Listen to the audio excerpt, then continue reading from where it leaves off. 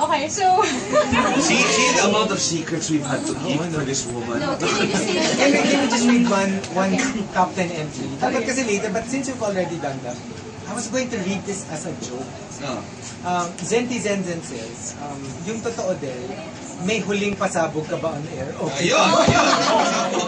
Ang reyna ng big reveal. No, it was really unplanned.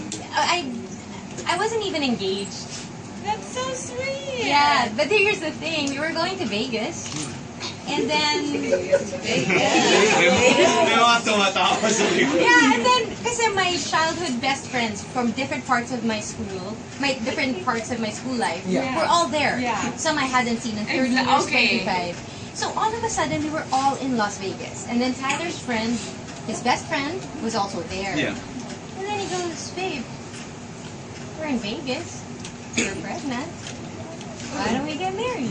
With Parker. Yeah, I was Yeah. pregnant with Parker. And then I was like, I laughed. I go, ha ha ha, ganun. And he said, no, what if we do it? And then we went to the where they apply for the marriage license. It took 20 minutes. Wow. Now you understand why Britney did it. Yeah. That was my I same don't know thought. if we got married in the same chapel. What? I'm not sure, but I think. Married in the same chapel as Britney Yeah. Spears. Guess who walked me down the aisle? Elvis. Elvis. Of course. No, Dad. Elvis, I swear. Can It's it like- be it's like any a- more it's like a- American? He has walked down It's the aisle like by a Elvis. movie. Can Okay, it be so, more American? Because we didn't plan it, I had no dress. Yeah. I mean, hindi ako Hubad ka! nakabag. Wow! Sabog number Masyadong 2. liberal.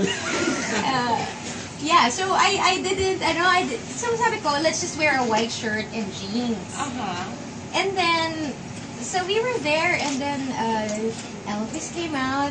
As in, nakakawaw talaga, like Elvis. And then he'll sing to you. Was that your post before? Yes. I was like, this doesn't look like a recent photo. I was already pregnant. You can see the Yeah, okay. Yeah, so, that was it. And then it was a big secret. Tyler said, nobody post anything online. Yeah. Adele can't do this without telling his family, her family and friends. Kasi biglaan eh. My friends, sila kinorner lang nila ako. Oh. Kinorner nila ako sa Viber. So what's your, introduce yourself. What's your name? Ino-corner nila ako. And then, yun. And then, Siya pa, ano yan? Ano yan? Ano yan nasa kamay mo? Remember that? Like your parents didn't know. Like you told them when you got yeah, when I got back. Del OMG. Yeah, the ceremony took 20 minutes. Pero when I was walking down the aisle, very short, my bestest friends were there. And then Tyler's best friend was there, Cooper was there. Sakit naman mo salita. Hindi, I mean, ibig sabihin yung mga childhood friends. Na nandun. from ano. Okay. And then it was really like, so naiiyak ako, and then Tyler said his vows, and then he looked at me, and then I was about to, yung repeat after me, ganun. And then when it was my turn, he looked at me and said, you're not gonna make it. Kasi umiyak na ako. You're not gonna make it. Hindi kaya nga dahil hindi tayo parte ng... Tayo yung mag-organize. Kaya tayo yung mag-organize. Yung big wedding. Pag nag-wedding siya dito, tayo yung in charge. Tayo yung Kakanta, tayo. master of ceremonies. Oo, lahat. Lahat. Tayo Pero I'm nervous for that. I'm nervous for that. Kami yung kakanta, kami yung masasayaw, kami yung magdi-design. Lahat. Wala ka nang alalahanin pa.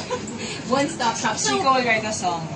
So I'd like to say hello to my brother-in-law who's tuned in, to Brian Ashby. He was saying, what is this, Del? Why is everybody talking about you leaving? Why do they like you so much? Does he really sound like that? No, he doesn't. Okay. That was my main concern. All right, 7:41. We'll take a break and then more of the morning rush.